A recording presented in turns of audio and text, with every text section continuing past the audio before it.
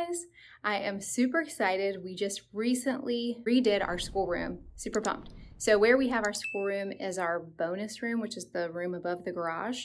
And so it kind of acts as a guest room, my office, and the schoolroom. But it's pretty large, so it fits all the things in there. We even have toys up here for the little kids, so it works out well. If you do not have an extra room in your house to dedicate to a schoolroom, do not feel like you can't homeschool. It's totally not necessary. When we started, we were just working at the kitchen table, and that worked fine. I really love having a space for it, so it's not all up in our living area, and we can kind of tuck things away and keep it all clean downstairs. But if you don't have that room, that's okay. But if you do, or you're considering like, oh, maybe I can move 2 of my kids into the same room and dedicate that room as our schoolroom, then maybe you're interested to just see how other people have their schoolroom set up. So that's what we're gonna do today. I will say that mine is not some beautiful decorated room. There are lots of amazing people out there who have that. I wish I had that talent of decorating, but I just don't. I love it. But anyways, we recently made our very first ever trip to IKEA, which was super fun. And they have amazing prices on school desks, school chairs, so check them out. So let me show you.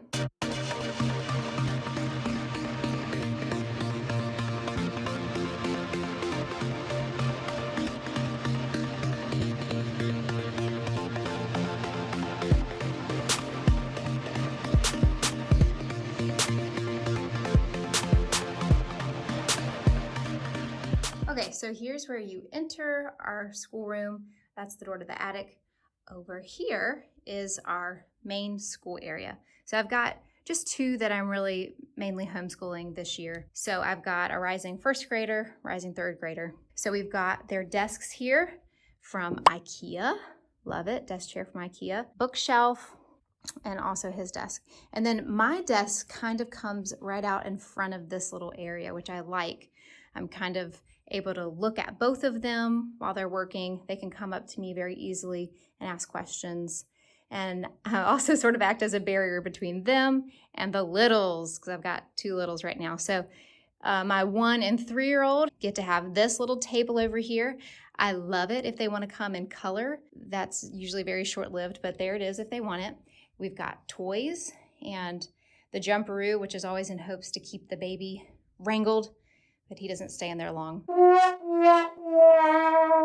Piano, dollhouse to play with. Dry erase board is super helpful for school time. That was given to us by a wonderful friend, and I super appreciate that. Now this area has not been redone yet. This is my oldest old desk, and this was the cork board that we used for last year's curriculum, so that I need to deal with. And this was last year's Bible curriculum. This is like all their little memory verses up there. Next to that is our storage cabinet where we've got, I'll show you inside. We've got some toys, whoop, whoop, extra craft things, science experiment kits, little hands-on manipulatives. And then I did another video about how we used these organizational drawers for my oldest 1st grade curriculum. So I will link that below so you can check that out. And then over here is our guest room. Aw, welcome. That's how we are currently organizing our schoolroom. I'm really digging it. We haven't actually used it for a full school year yet. We just did this and have just sort of played with it. So I'll get back to you and let you know how we feel about it, but digging it so far. So if you have photos or videos of how you've organized your schoolroom, I would love to see that. So if you enjoyed this video, please give it a thumbs up and don't forget to subscribe, and I'll talk to you soon.